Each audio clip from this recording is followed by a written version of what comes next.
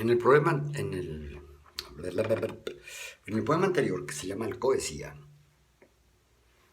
hago una serie de dicotomías, ¿no? Y de tricotomías incluso, ¿no? Que no son fáciles. Así las pensé, así las escribí. Eh, Cuando vuelvo a leerlas 2 o 3 días después, de pronto dije, bueno, ¿y qué quise decir aquí? ¿No? Se las repito, no por repetir el poema Alcoesía, sino para explicar los que vienen. Esta parte que dice, vida común diferida en papeles, soledad inmensa, escritorio, pluma, silla. Inmensidad solitaria, textos, papel, autor.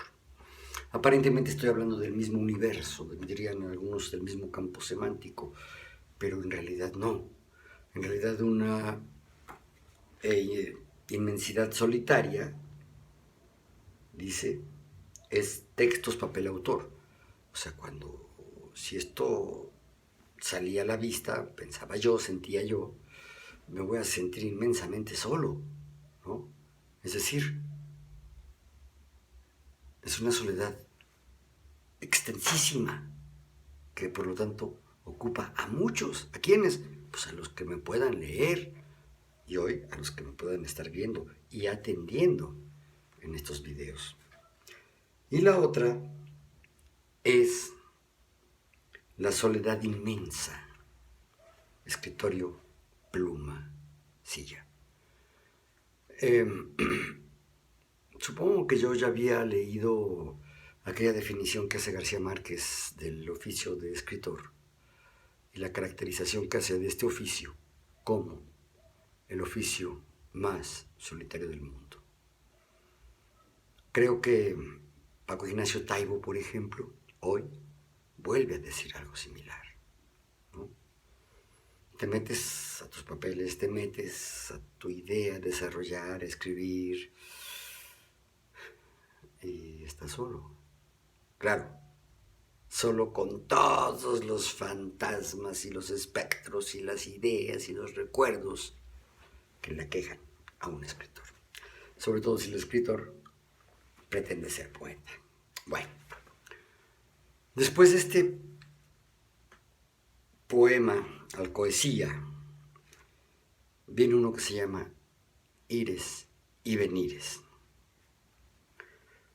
Creo que ahí se impone otra vez la razón, ¿no? La explicación racional de las cosas, ¿no? Ires y venires. Han pasado muchos años, suficientes para que pocos todavía recuerden algo. Sin embargo, el aroma de esos tiempos sigue flotando en el aire. Esa sensación de incertidumbre, ira, angustia y desgarramiento se sigue presentando en las madrugadas, antes lúcidas y hoy sombrías, de los hombres ya maduros que perdieron la esperanza. Han pasado muchos ires y venires hacia todos lados, y memorias hoy truncadas no recuerdan ese olvido. La omisión de la suficiente protesta, la sumisión de la eterna impotencia. Las buenas memorias de la mayoría han borrado la historia de esos días. Fósiles conscientes quedaron sepultados, triturados bajo el precio fuerte de absurdos apremios pecuniarios. Los viejos resortes de la sensibilidad humana se han enmohecido. El brío de la creativa libertad altruista perdió su impulso, atosigado por el necio recuerdo renovado de la vieja tradición individuocentrista. Aquí ya era claro que ese individualismo egoísta y depredador, que fue un poco el acompañamiento moral ideológico de la instauración del neoliberalismo y la globalización y los Reaganomics, ¿no? Ya se habían puesto. Y yo lo padecía. Y ya no quería escribirlo en términos sociológicos. Yo había escrito un artículo que creo que fue maravilloso, un ensayo, donde explicaba por qué la modernidad era lo moderno, era no mother, venía de no tener madre, y que se había impuesto a partir de una realidad descrita por el marxismo, ¿no? La aparición de la ciencia cibernética y la comercialización de los aparatos, eh, esto que le llaman tontamente tecnología, como si el lápiz no fuera tecnología, como si el cincel no fuera tecnología. Bueno, las famosas tecnologías de la informática y la comunicación, pues las computadoras, el internet, etcétera, estos aparatitos en los que hoy estoy filmando, ya habían empezado a generar o venían acompañados de esta moral individuocentrista, ¿sí? Ya no era salir a las calles, a los mítines o marchar con las multitudes, ¿no? Para expresar una voluntad popular, ¿no? Las cosas se volvieron tecnócratas. Insisto, creo que hoy estamos, si no en el fin, viviendo en los estertores de un régimen económico, político y moral, ideológico, pues diríamos, que se instaura, yo insisto, a partir de 1973 con el pinochetazo que derroca Allende en Chile. Y que de ahí en adelante va creciendo y se va imponiendo en el mundo, y que tiene su consolidación cuando Ronald Reagan y Margaret Thatcher se reúnen y definen las Reaganomics. Y hacen un acuerdo, ya ni me acuerdo de dónde, un acuerdo, creo que es el acuerdo de Washington, algo así, donde deciden que van a impulsar una nueva forma económica desde las universidades, desde sus gobiernos, nada más y nada menos que el gobierno de los Estados Unidos de América y el gobierno del Reino Unido entero, para convencer que los gobiernos, que los estados, son insuficientes para encarar las tareas del desarrollo mundial.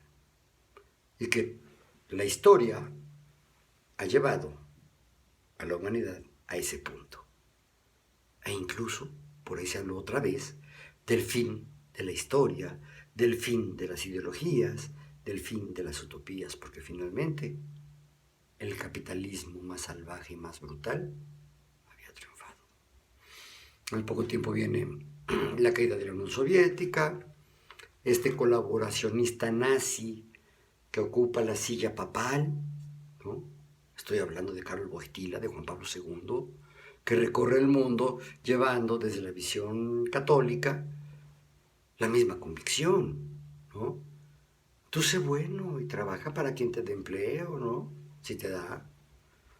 Si sufres penurias, pues bueno, pues es que pues mira que así vivió Cristo, en fin, ¿no? Hay mucho que decir al respecto, ¿no? Yo estoy convencido, insisto, en que estos amigos de ahora también izquierdosos están equivocados cuando dicen que son 30 años, 36 años, ¿no? Insisto, por lo menos en 1973 se da el gran éxito de un capitalismo salvaje, asesino, genocida, sobre un bondadoso proyecto socialista. El primer régimen que se instaura a partir de las elecciones con una visión declaradamente socialista, que repartía 1 litro de leche a cada niño de Chile, fue brutalmente masacrado el 11 de septiembre de 1973.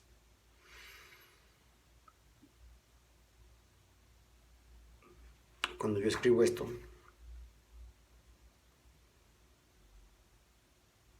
eso ya había pasado y seguía pasando. Es decir, seguía ocurriendo porque hoy espero, de verdad, espero, deseo que esté a punto ya de pasar a la historia.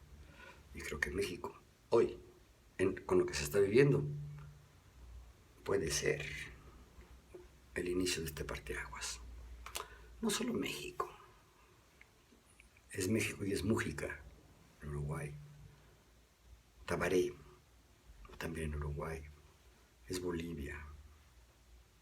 Fue en su momento Ecuador. Siguen siendo Cuba y Nicaragua, ¿no? Y los síntomas de la demencia ahora están del otro lado, ¿no? O sea, del otro lado está Trump, por ejemplo, ¿no? En fin.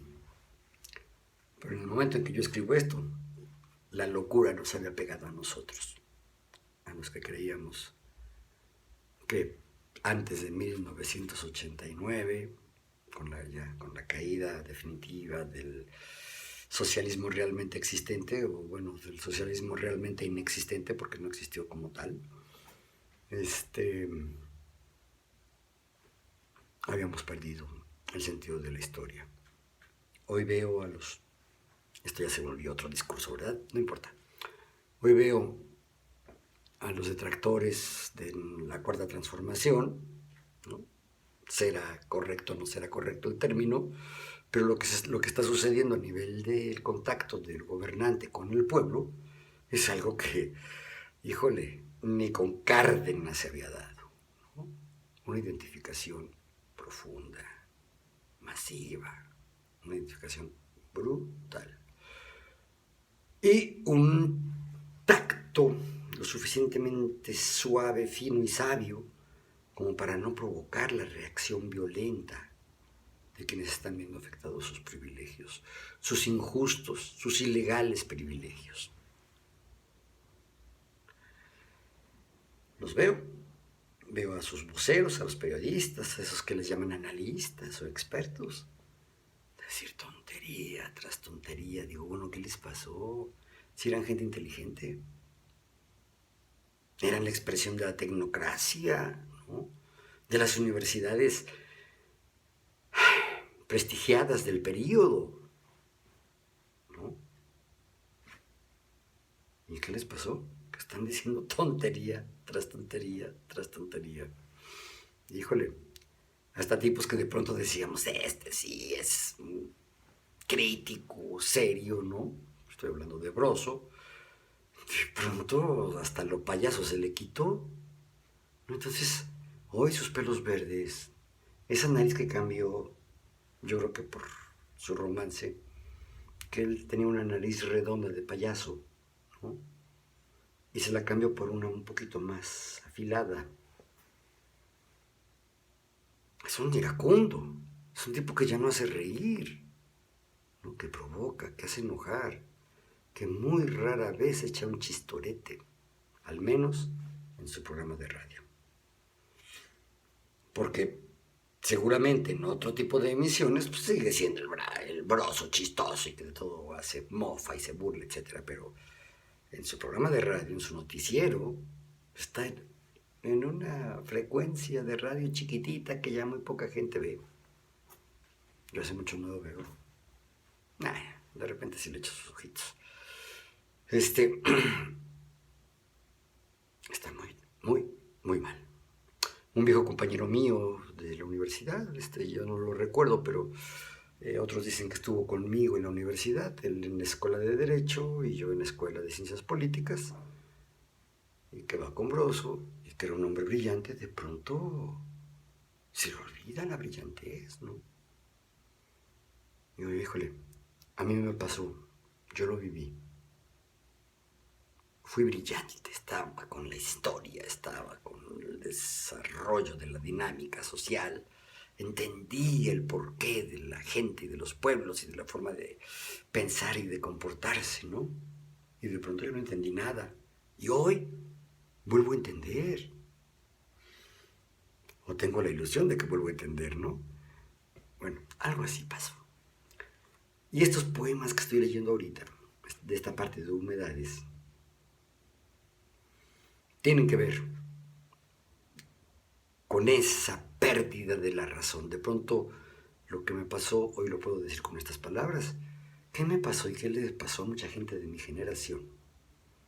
Que perdimos la perspectiva histórica, que sentíamos que la historia ya no nos estaba dando la razón, ya no nos estaba absolviendo, que la historia seguía marchando a contrapelo de lo que nosotros creíamos, ¿no?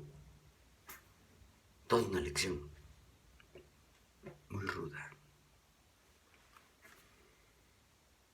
El siguiente poema, y ya me llevé 15 minutos en explicarlo, se llama Emoción excedida.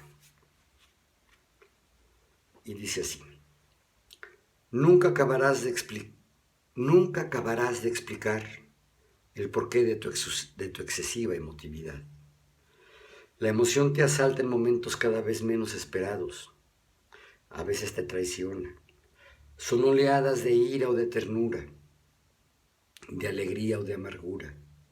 Y aunque a veces lloras, nunca has golpeado. Es que la ira no es tu pasión favorita. Lo sabes y te preocupa. Es más, te angustia. Preferirías ser presa de la rabia, vivir enfurecido, trazar tu propia historia a fuerza de coraje. Pero no. No es el sudor de la furia el que moja tu cuerpo, sino el agua de una lluvia melancólica que te cansa el ánimo. Y ahí termina, ¿no? Es anticlimático, es decir, no llega a un clímax. Es una ira contenida.